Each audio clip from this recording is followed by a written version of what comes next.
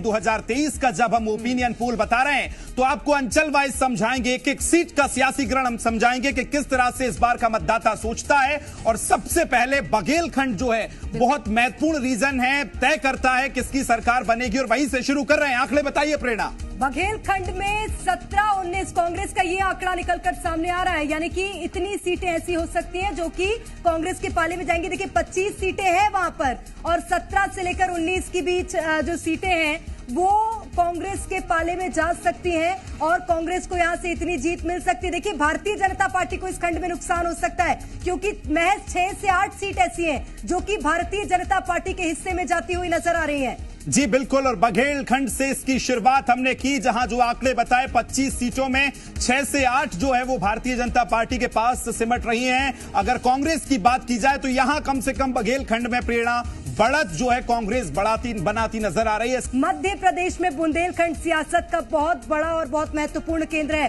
कांग्रेस को यहां पर 26 में से 16 से 18 सीटें मिलती हुई नजर आ रही हैं। ये आपको सबसे बड़ा ओपिनियन पोल बता रहे, कांग्रेस पार्टी को 16 से 18 सीटें मिलती हुई नजर आ रही है। भारतीय जनता पार्टी यहां पर भी पीछे है, 8 से 10 सीटें ऐसी जो कि भारतीय जनता पार्टी के पाले में जाती हुई नजर आ रही हैं। वहीं अगर अन्य दल की बात करें, एक सीट ऐसी हो सकती है जो कि अन्य दल के पाले में भी जाए, लेकिन यहां पर भी कांग्रेस पार्टी आगे चल रही है, बढ़त कांग्रेस की। ग्वालियर चंबल के जो आंकड़े हैं वो भी अब आ रहे हैं, किस तरह से वहां बदलेंगी। और ग्वालियर चंबल की अगर हम बात करें तो 34 सीटें हैं, महत्वपूर्ण 34 सीटें, जहां 24 से 26 पर कांग्रेस देखिए आगे चलती नजर आ रही है। प्रेरणा यहां भी बढ़त बनाती नजर दिख रही है। बिल्कुल, तो ग्वालियर चंबल वैसे ही कांग्रेस का गढ़ माना जाता है और यहां पर 24 से 26 सीटें कांग्रेस पार्टी के पाले में आती हुई नजर आ रही हैं। 34 कुल सीटें ग्वालियर चंबल में हैं, 8 से 10 सीटें महज ऐसी हैं जो कि भारतीय जनता पार्टी के पास जाती हुई नजर आ रही है। हालांकि ग्वालियर चंबल क्षेत्र में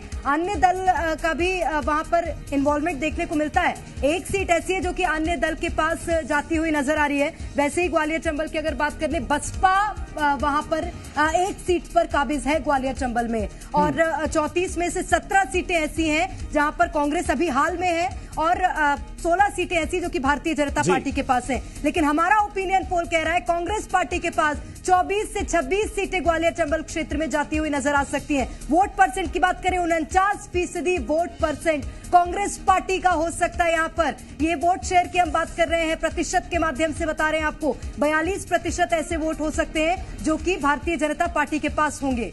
जी बिल्कुल, और वोट परसेंट देखिए बहुत महत्वपूर्ण है और आदर्श के खाते में 9% वोट प्रतिशत जा रहा है, जो कितना तय करेगा ये देखना है। लेकिन ग्वालियर चंबल जो 34 सीटें यहां पर आती हैं बहुत महत्वपूर्ण होती हैं। यहां 49% वोट परसेंट जो है वो कांग्रेस के खाते में जाता नजर आ रहा है। महाकौशल की बात करें, 48 सीटें हैं यहां पर और 34 से 36 कांग्रेस पार्टी के पाले में जाती हुई नजर आ रही है। वहीं अगर भारतीय जनता पार्टी की बात करें, 12 से 14 सीटें बीजेपी के पक्ष में हो सकती हैं और 12 से 14 ऐसी सीटें हो सकती हैं जहां पर बीजेपी जीत दर्ज करेगी। अन्य के पाले में एक नजर आ रही है सीट। बिल्कुल, और महाकौशल की जो 48 सीटें हैं बहुत महत्वपूर्ण, ये पूरा समीकरण तय करती हैं। लेकिन पिछली बार की तरह इस बार भी कांग्रेस जो है फिर बढ़त बनाती नजर आ रही है। प्रेरणा, हमने पिछली बार देखा था कांग्रेस ने लगातार महाकौशल से बढ़त बनाई थी, 47% वोट परसेंट जो है वो निकल कर आ रहा है, यानी कि कांग्रेस यहां भी आगे चल रही है। महाकौशल की अगर हम बात करें, 47% वोट परसेंट है और 39% 39% वोट परसेंट जो है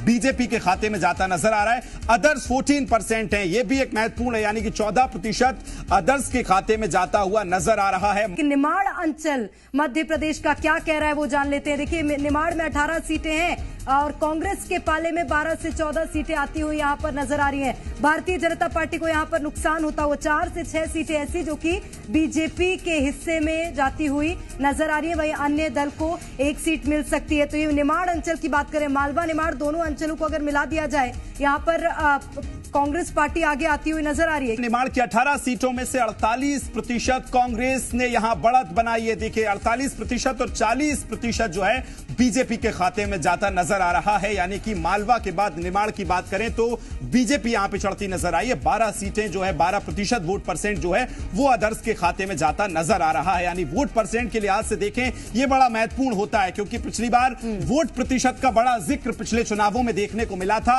और वही वोट परसेंट भी हम बता रहे हैं। जो जी का सर्वे है वो ना सिर्फ सीटों का गणित बल्कि वोट परसेंट जो है वो भी बता रहा है। निमाड़ की 18 सीटों पर 12 से 14 सीटों पर कांग्रेस ने बढ़त बनाई है। कांग्रेस आगे जाती जो है वो नजर आ रही है। पूरा सियासी गणित जी मध्य प्रदेश अब आपको समझाने जा रहा है। 230 की 230 विधानसभा सीटों में 132 से 146 यानी कि ये कांग्रेस आगे बढ़त बनाती नजर आ रही है।